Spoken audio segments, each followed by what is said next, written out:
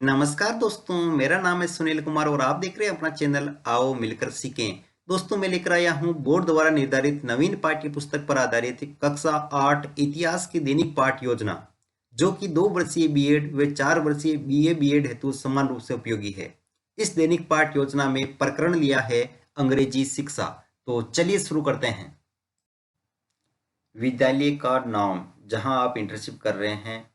कक्षा 8 विषय इतिहास, प्रकरण अंग्रेजी शिक्षा, दिनांक, कालांश, समयावधि 30 मिनट। फिर एक टेबल ड्रॉ करके लिखेंगे शिक्षण उद्देश्य, अपेक्षित व्यवहारगत परिवर्तन। शिक्षण उद्देश्य में पहला ज्ञानात्मक, विद्यार्थी अंग्रेजी शिक्षा से संबंधी विभिन्न तथ्यों का प्रत्याय स्मरण कर सकेंगे। विद्यार्थी अंग्रेजी शिक्षा से संबंधी विभिन्न तथ्यों का पुनः प्रत्याय स्मरण कर सकेंगे। अवबोधात्मक, विद्यार्थी अंग्रेजी शिक्षा से संबंधी विभिन्न तथ्यों की व्याख्या कर सकेंगे। विद्यार्थी अंग्रेजी शिक्षा से संबंधी विभिन्न तथ्यों को विभिन्न उदाहरणों द्वारा समझ सकेंगे। फिर तीसरा पॉइंट है ज्ञानोपयोग, विद्यार्थी अंग्रेजी शिक्षा से संबंधी विभिन्न तथ्यों का निष्कर्ष निकाल सकेंगे। विद्यार्थी अंग्रेजी शिक्षा से संबंधी विभिन्न तथ्यों के आधार पर निर्णय ले सकेंगे। कौशल, विद्यार्थी अंग्रेजी शिक्षा से संबंधी विभिन्न तथ्यों का वर्गीकरण कर सकेंगे। विद्यार्थी अंग्रेजी शिक्षा विभिन्न चार तथ्यों का चार्ट बना सकेंगे।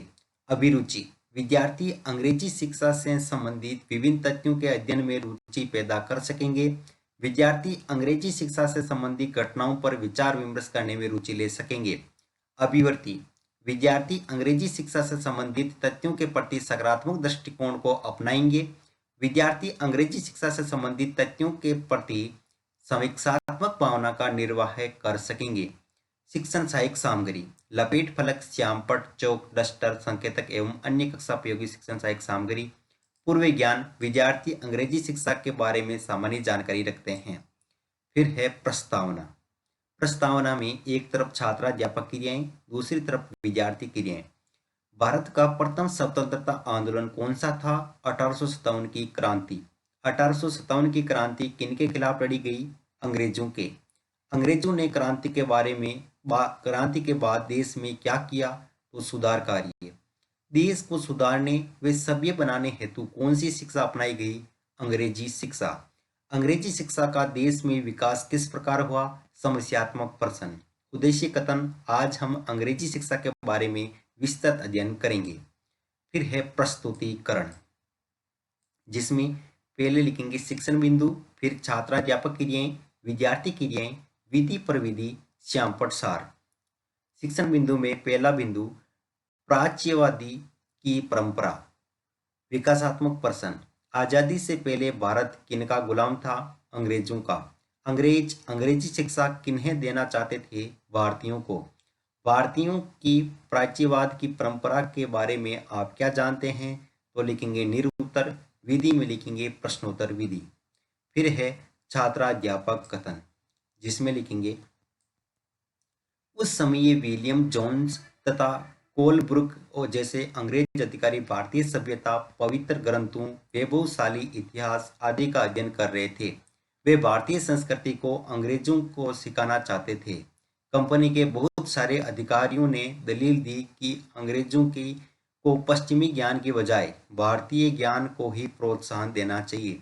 वे चाहते थे कि प्राचीन ग्रंथों के अध्ययन को प्रोत्साहित करने और संस्कृत व फारसी साहित्य व काव्य पढ़ाने के लिए संस्थानों की स्थापना की जाए। इन अधिकारियों का मानना था कि केवल तभी अंग्रेज देसी जनता का दिल जीत सकते हैं, केवल तभी अजनबी शासक अपनी प्रजा के आदर की उम्मीद कर सकते हैं। इसी बात को ध्यान में रखते हुए 1791 में बनारस में हिंदू कॉलेज की स्थापना की गई। यहाँ विद्यार्थी की नाम लिखेंगे, विद्यार्थी ध्यानपूर्वक सुनेंगे। यहाँ विधि में व्याख्यान विधि और श्यामपट्ट सार में लिखेंगे अंग्रेज अधिकारी भारतीय संस्कृति सभ्यता का अध्ययन कर रहे थे। उनका मानना था कि भारतीयों को उनकी परिचित शिक्षा देनी चाहिए, तभी अंग्रेज उनका दिल जीत सकते हैं। बोध प्रश्न में लिखेंगे भारतीय संस्कृति व सभ्यता का अध्ययन किन्होंने किया? तो जोन्स तथा कोलब्रुक ने। बनारस में हिंदू कॉलेज की स्थापना कब की गई? तो 1791 में। विधि में प्रश्नोत्तर विधि। फिर सेकंड शिक्षण बिंदु है प्राच्यवादियों का विरोध, विकासात्मक प्रश्न। एशियाटिक सोसाइटी ऑफ बंगाल का गठन किसने किया? जोन्स ने। जोन्स व कोलबर्ग किसके समर्थक थे? प्राच्यवाद के। प्राच्यवाद के विरोध के बारे में आप क्या जानते हैं? तो निरुत्तर विधि में प्रश्नोत्तर विधि। फिर है छात्राध्यापक कथन, इसमें लिखेंगे प्राच्यवादियों पर हमला करने वालों में जोम्स मिल प्रमुख थे। उनका विश्वास था कि अंग्रेजों को देसी जनता को खुश करने और उनका दिल जीतने के लिए जनता की इच्छा के हिसाब से या उनकी भावनाओं को ध्यान में रखते हुए शिक्षा नहीं देनी चाहिए। उनकी राय में शिक्षा के जरिए उपयोगी और व्यवहारिक चीजों का ज्ञान दिया जाना चाहिए। इसलिए भारतीयों को पूर्वी समाजों के काव्य और धार्मिक साहित्य की बजाय यह पढ़ाया जाना चाहिए कि पश्चिम ने किस तरह की वैज्ञानिक और तकनीकी सफलताएं हासिल कर ली है। 1830 के दशक में मैकाले ने भी प्राच्यवादियों का विरोध किया और उनके आधार पर 1835 में अंग्रेजों का शिक्षा अधिनियम पारित किया गया। विद्यार्थी क्रिया में लिखेंगे, विद्यार्थी ध्यानपूर्वक सुनेंगे तथा मुख्य बिंदु को अपनी अभ्यास पुस्तिका में लिखेंगे। विधि में व्याख्यान विधि, श्याम प्रसार में लिखेंगे अंग्रेजों की राय में शिक्षा के जरिए उपयोगी और व्यवहारिक चीजों का ज्ञान देना चाहिए। मैकाले के आधार पर शिक्षा अधिनियम पारित किया गया। फिर आएगा बौद्ध प्रश्न, जिसमें लिखेंगे प्राच्यवादियों पर हमला करने वालों में प्रमुख अंग्रेज कौन था? जेम्स मिल। मैकाले का शिक्षा अधिनियम कब पारित हुआ? 1835 में। विधि में लिखेंगे प्रश्नोत्तर विधि। तीसरा शिक्षण बिंदु है व्यवसाय के लिए शिक्षा, जिसमें विकासात्मक प्रश्न। भारत में शिक्षा नीति किसने लागू की थी? अंग्रेजों ने। अंग्रेजों ने भारत में कैसी शिक्षा लागू की? व्यवसायिक शिक्षा। भारत में व्यवसायिक शिक्षा किन आधार पर लागू हुई? तो निरुत्तर विधि में प्रश्नोत्तर विधि। फिर है छात्राध्यापक कथन, जिसमें लिखेंगे 1854 में ईस्ट इंडिया कंपनी द्वारा चार्ल्स वुड की अध्यक्षता में वुड का नीति पत्र जारी किया गया।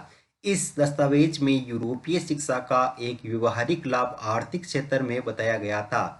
उसके मुताबिक यूरोपीय शिक्षा के माध्यम से भारतीयों को व्यापार और वाणिज्य के विस्तार से होने वाले लाभों को समझने और देश के संसाधनों के विकास का महत्व समझाने में मदद मिलेगी।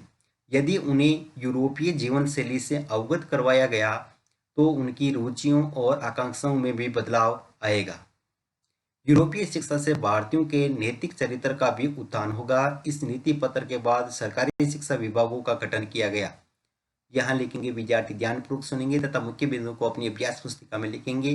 विधि में व्याख्यान विधि, श्याम प्रसार में लिखेंगे 1854 में चार्ल्स वुड की अध्यक्षता में नीति पत्र जारी। इसमें यूरोपीय शिक्षा के व्यवहारिक, आर्थिक व चारित्रिक लाभ को बनाया गया था। फिर बौद्ध प्रश्न में लिखेंगे वुड के नीति पत्र का अध्यक्ष कौन था? Charles Wood. इसमें किस शिक्षा की बात की गई? व्यवसायिक शिक्षा की। विधि में प्रश्नोत्तर विधि। अंत में मूल्यांकन प्रश्न। मैकाले का अंग्रेजी शिक्षा अधिनियम कब पारित हुआ? 1830 में, 1834 में, 1835 में, 1837 में।